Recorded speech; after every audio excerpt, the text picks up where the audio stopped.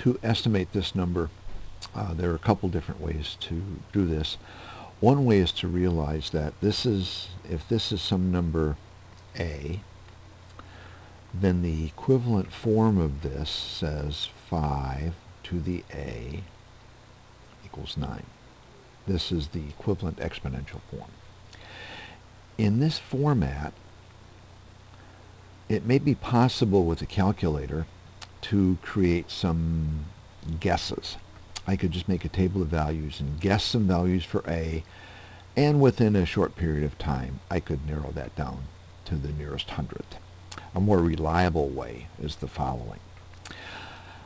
I could take the logarithm of both sides of this equation. The choice of logarithms is mine. If I took log base 5, we would just end up with this expression. But since we're going to be using a calculator, I have to do a numerical estimate.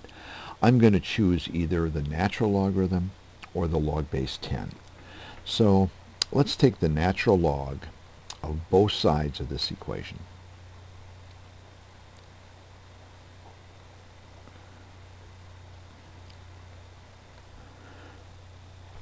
If I use properties of logarithms now, I can realize that this is the same as a times the natural log of 5 equals the natural log of 9, or that a is the natural log of 9 divided by the natural log of 5.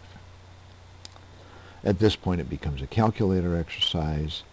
If we do the calculator arithmetic, we get 1.3652, just taking 4 decimals off the calculator.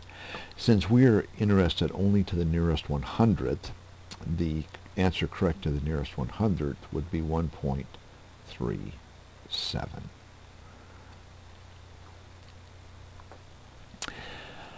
Another way to do this problem is to have memorized the equation that calls for switching bases. Most people don't have that memorized. It would get us to this point immediately.